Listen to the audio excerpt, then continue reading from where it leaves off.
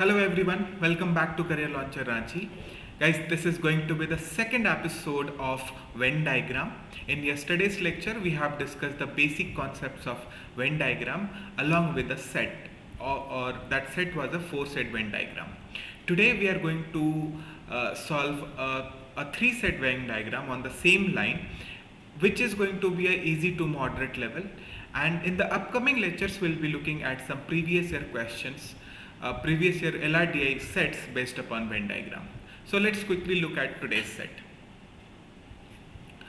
Okay, so the set reads as a recreational group named Leisure Pulse Private Limited conducted a survey among 735 residents of a town to understand their preferences for three weekend activities, which is gaming, reading and cycling. So तीन तरह के यहाँ पे weekend activities करे गए हैं जिसके बारे में सर्वे करा गया है.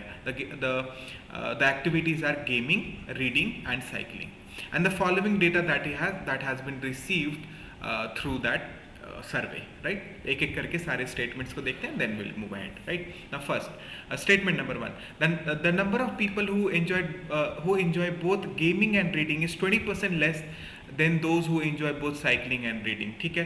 क्या है? Those who enjoy gaming and reading. You need to be careful guys. यहाँ पे gaming and reading लिखा हुआ है, not cycling नहीं लिखा हुआ है, right? ठीक है? Which is 20% less, right? So simple size statement दिया हुआ है, we can direct statement we can use in our Venn diagram. Second, the number of people who enjoy only gaming, right? मतलब there is no overlap of reading and cycling, right, at all. So only gaming is 13 more than 24 times the number of people who enjoy all the three activities. All the three activities मतलब gaming, reading and cycling तीनों. ठीक है? Third statement क्या बोलता है? The number of people who enjoy only cycling is 8 less than 4 times the number of people who enjoy only reading. Only reading अभी आपको पता है, समझ में आ जाएगा. ठीक है? Statement number 4, the number of people who enjoy both gaming and cycling is double the number of people who enjoy only cycling and reading. ठीक है? अगला statement, the number of people who enjoy only cycling to those who enjoy gaming and cycling but not reading. ठीक है? Okay, so very specifically it is written gaming and cycling but not reading is in the ratio 12:7. Okay, so अभी तक जितने भी statement दिखे हैं सारे straight forward statements ही दिख रहे हैं. So there is nothing much to comprehend. Directly आप उसको अपने वेन डायग्राम में यूज कर सकते हो. ठीक है? आगे देखते हैं. तो the number of people who enjoy all the three activities is 1/3 to those who enjoy gaming and reading but not cycling. ठीक है? Same kind of statement. Seventh, the number of people who enjoy only reading is 20 more than 1/7 of the total surveyed population, right? तो सारे के सारे statements अगर आप ध्यान से देख रहे हो तो straight forward statement ही है, बहुत ज़्यादा कॉम्प्रिहेंशन नहीं है. एंड नंबर ऑफ स्टेटमेंट्स भी ठीक ठाक है. 7 स्टेटमेंट्स है, बहुत सारा डेटा दिया हुआ है to work upon, right? So more data, less comprehension, which makes this set kind of easy to moderate level sets. Quickly look at the questions. First question is how many people enjoy both gaming and cycling. एक बार अगर आप Venn diagram बना पा रहे हो तो ये आराम से first question solve हो जाएगा. Second, what is the total number of people who enjoy reading? How many people enjoy either gaming or reading or both? And lastly, what is the total number of people who do not enjoy any of the? Okay, मतलब एक बार अगर आपको सारा का सारा एक बार आप अगर Venn diagram अच्छे से fill कर पा रहे हैं तो आप easily सारे question solve कर पाओगे. So जल्दी से Venn diagram बनाते हैं. Now, so this is the Venn diagram that we need to fill, right? ठीक है? So I'll write the total sample space here, which is how much? This is total sample space, that is S equals to कितना? 735. So there are 735 people who have participated in this survey, right? Now, एक बार इन सारे circles को क्या क्या represent करते हैं लिख देते हैं. So the first circle, so this let's say this entire circle is representing gaming. So this is gaming, ये गेमिंग हो गया. सो this will be reading, gaming, reading and this is cycling. This is cycling, right? Now, the number of people who enjoy both gaming and reading. Okay, so I'll now name all the reasons, right? So let's say this is A, this is B, this is C, and ABC represents only gaming, only reading, and only cycling, right? Similarly, अगर आप A B C हो गया, so let's name it D, this is E, this is F and this is G, right? So D E F क्या हो गया? D is both gaming and reading, not cycling. Similarly E आप देखोगे तो E क्या है? Reading and cycling, not gaming. Similarly F देखो क्या है? F is gaming and cycling, not reading. And G क्या है? G is all four. ठीक है? Now अब स्टेटमेंट्स देखते हैं बस जल्दी से. Now the total number of people who enjoy both gaming and reading. Gaming and reading क्या है? Gaming and reading is D, but D अकेले नहीं आएगा बिकॉज यहाँ पे स्टेटमेंट में ओनली गेमिंग रीडिंग नहीं लिखा हुआ है और ना ही ये लिखा हुआ है गेमिंग रीडिंग नॉट साइकिलिंग, ये भी नहीं लिखा हुआ है. That means what? Gaming reading देखो डी रीजन में भी है और जी रीजन में भी है. So I say D plus G, right, is equals to 20% less. Now what is the multiplying factor? This is a concept of percentage, right? We know 20%, the fraction for 20% is 1 by 5. So the multiplying factor is 4, 5 minus 1, 4 by 5, right? So this is 4/5 of the number of people, 4/5 to those who enjoy both cycling and reading. Guys, again you need to be careful. Cycling and reading लिखा हुआ है लेकिन not gaming नहीं लिखा हुआ है या फिर only cycling and reading नहीं लिखा हुआ है, right? In that case you need to consider cycling and reading, right? Cycling and reading तो E और G दोनों ही आएंगे. So this is E plus G. This is the first data that we got. ठीक है, चलो second देखते हैं. Second, the number of people who enjoy only gaming. Okay, so only gaming क्या है हमारे पास? Only gaming is A. So A is equals to only gaming is 13 more than 24 times the number of people who enjoy all the three activities. अच्छा, all the three activities क्या है? All the three activities तो G है. So that is equals to how much? 24 times of G, right? So this is 24G and plus 13 more लिखा हुआ है इसलिए plus 13 कर देंगे. So second statement, first is done, second is also done. हम लोग equation एक बार लिख लेते हैं.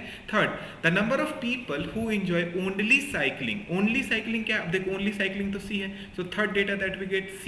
ओनली साइकिलिंग तो C है. C is equals to what? देखते हैं. Is 8 less than 4 times the number of people who enjoy only reading. अच्छा, ओनली रीडिंग कितना है? ओनली रीडिंग तो B है, तो 4B हो जाएगा और क्या है? 8 लेस है तो -8 करना पड़ेगा. So this is the third statement. Fourth देखते हैं. Fourth is third is done. Fourth, the number of people who enjoy both gaming and cycling. Gaming and cycling क्या है? देखो गेमिंग एंड साइकिलिंग तो F प्लस G दोनों ही होगा, right? So this is F plus G is equals to gaming and is double the number of people is equals to double the number of people who enjoy only cycling and reading. That means what? Only cycling and reading बोल रहा है मतलब not gaming. Gaming नहीं हो सकता है तो क्या होगा? E plus G नहीं होगा, इस बार सिर्फ और सिर्फ E होगा. So 2E कर देंगे यहाँ पे. Fourth हो गया. Fifth, I think you have understood how I am making the equations out of the given statements, right? Fifth देखते हैं. The number of people who enjoy only cycling. Only cycling, अब देखो ओनली साइकिलिंग क्या है? Only cycling is C, right? Only cycling is C. To those who enjoy the gaming and cycling but not reading. Okay, gaming, अब देखो ये भी straight forward ही लिखा हुआ है. सो gaming and cycling but not reading मतलब C is to F. The ratio लिखा हुआ है तो C is to F कितना है? C is to F is equals to how much? Is equals to 12:7.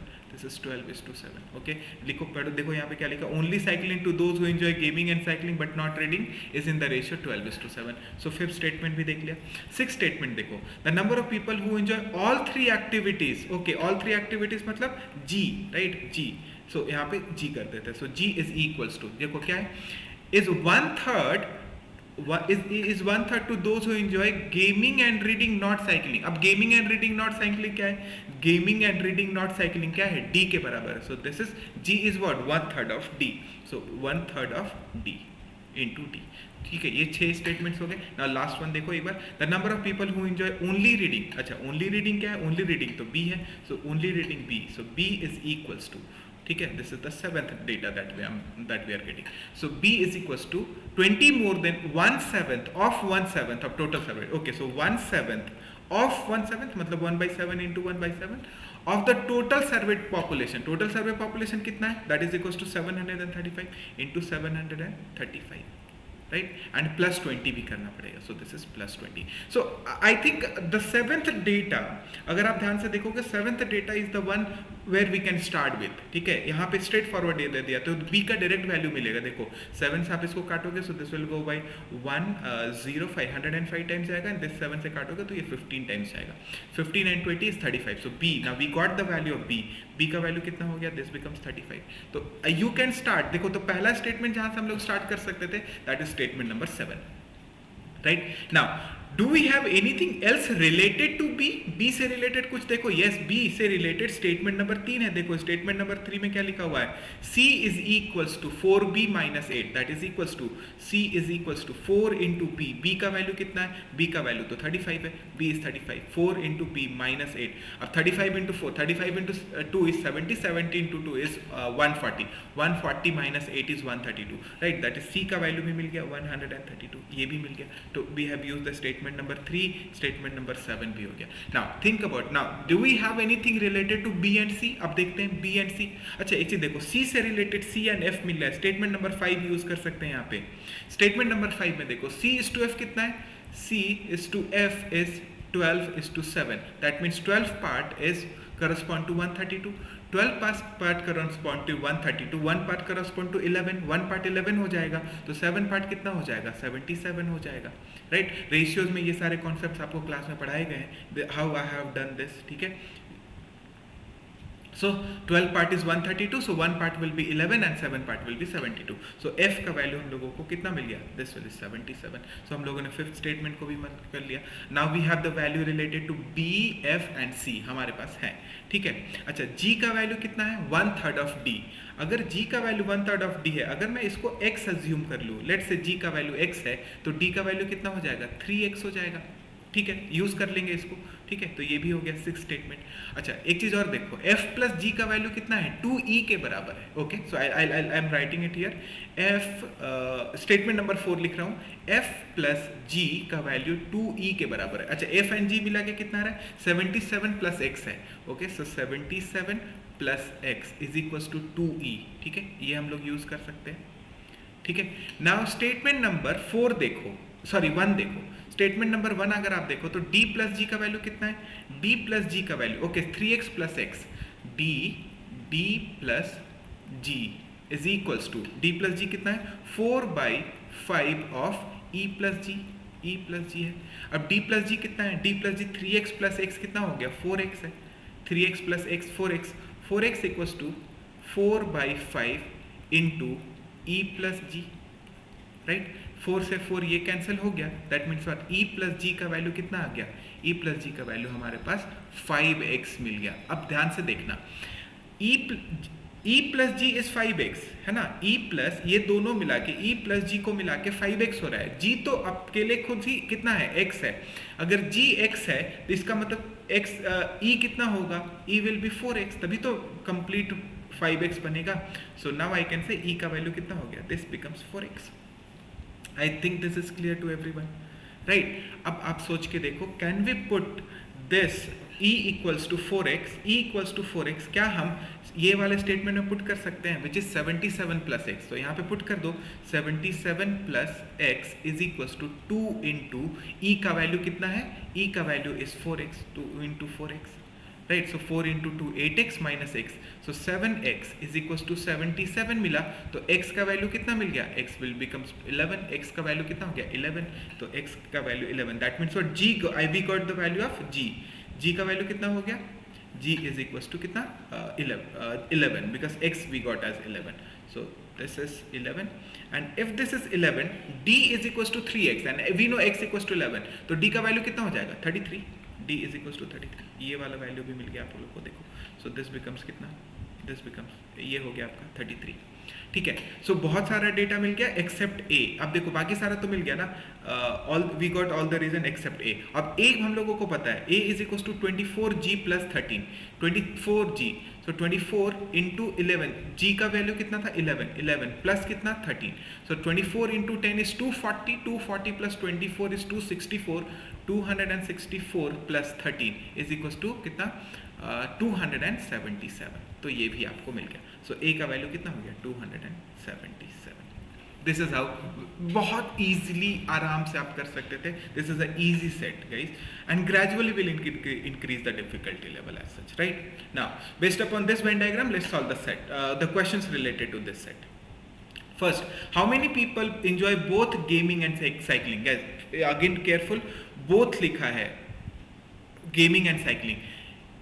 You need to be careful, यहाँ पे only gaming cycling या फिर gaming cycling and gaming cycling not reading नहीं लिखा हुआ है. तो बोथ गेमिंग एंड साइकिलिंग लिखा हुआ है, that means what, cycling and gaming and cycling, this will be 77 plus 11, ये दोनों ही मेरे आंसर होंगे. तो 77 plus 11 is 88. 88 is the correct answer. First का answer will be 88, right? Now look at the second question. What is the number of people who enjoy reading? Reading वाले enjoy reading. अब देखना रीडिंग में क्या आएगा. Reading में only reading हो सकता है, only reading, reading plus gaming वाले भी आ सकते हैं, रीडिंग प्लस साइकिलिंग भी हो सकते हैं, और reading plus gaming plus cycling. ये तीनों ही कॉम्बिनेशन वाले आप बोलोगे दीज आर रीडिंग, राइट? तो मतलब इस पूरे, this is basically the question is asking the sum of the numbers in the circle of reading, right? तो रीडिंग के सर्कल में देखो कौन कौन है, 35, 33, 11 and 4x. We know the value of 4x, right? I will put the value of 4x here. 4x का value कितना, x, सिंस x इज 11, तो 4x का वैल्यू कितना हो जाएगा, 44. So this value is 44. So my answer is 4, 5, 5 and 3, 8, 8, 3 is 11. This is 110, 110 plus, this is 4 plus 1, 5, 5 and 5, 10 plus 13. Plus 13, so that becomes 123. So there are 123 people who enjoy reading. So answer is 2, 123. Third question. How many people enjoy either gaming or reading but not both? तो क्या करना पड़ेगा आपको, सारा gaming और सारे reading को add करना पड़ेगा, और जहां भी इनका ओवरलैप है उनको हटाना पड़ेगा. देखो तो अगर आप ध्यान से देखो, I change the colour and देखो तो मैं बोल सकता हूँ, देखो ये गेमिंग है, ये भी गेमिंग है, लेकिन 33 एंड 11 की बात करेंगे तो ये गेमिंग एंड रीडिंग दोनों है. On the other hand if will see this 35 and this 44, ये सिर्फ और सिर्फ रीडिंग है. तो हमको क्या करना पड़ेगा, हमको चाहिए gaming plus reading, not gaming plus reading, right? ये जो दोनों गेमिंग, ओनली गेमिंग, हम लोगों को चाहिए क्या, only gaming, only reading, not gaming plus reading, ठीक है? तो ओनली गेमिंग कितने हो जाएंगे, 277 plus 77. So this is 277 plus 77, right? And साथ में 35 plus 44, 35 plus 44. So the answer is 277 plus 77 plus, ये हो गया आपका गेमिंग वाले, ठीक है? प्लस आगे अगर और देखो 35 प्लस 44, ये रीडिंग वाले 35 plus 44, right? So this is how much, 270 plus 70, 354 हो जाएगा ये, 354 plus this is 77, right? Yes, तो 350 and 70, 420 plus this is how much, 11. So this is 431. Is the option 431? 430. Oh, I made some mistake then. Okay, I'll just add it one more time. So this is 7 plus 7 is 40. Okay, 270 plus 70. This is 340 plus 14. Right, so this is 354. 354 plus 77.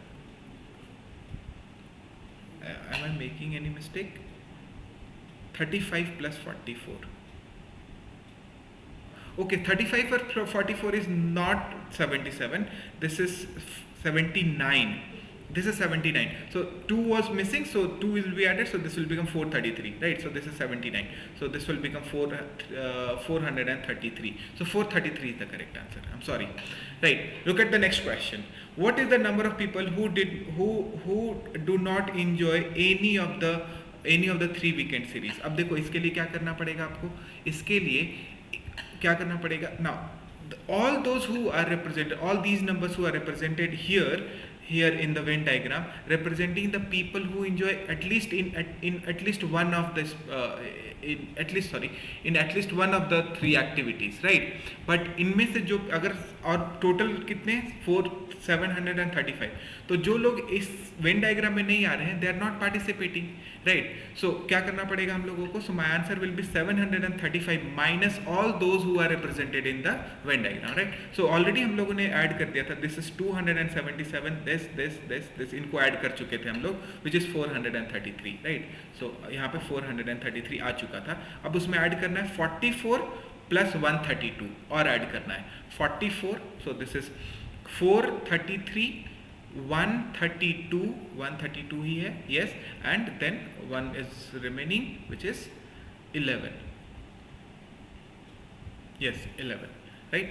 Add कर दो आप इसको, so this is 325 plus 1 6, 336 plus 1 7, and then this is 4 plus 1 is 5, 576, right? 576, and the total number of people that we have is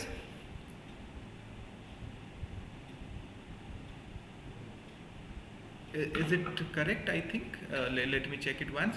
277 plus 77 plus 35 plus 44 we already have added.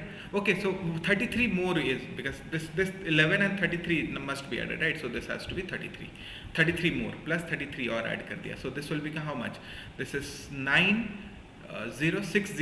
609. So the total number of people is 735 minus 609. So this is 126. So the answer for this question is 126. Hope you enjoyed this. Last वाले question में थोड़ा calculation होता है when you are adding all the numbers in the Venn diagram, but more or less this is clear to everyone, right? I hope you have enjoyed this, guys, and thank you for watching the video. And if you have liked the session, please do subscribe to the channel and press the bell icon to get all the notification for all the videos. Thank you.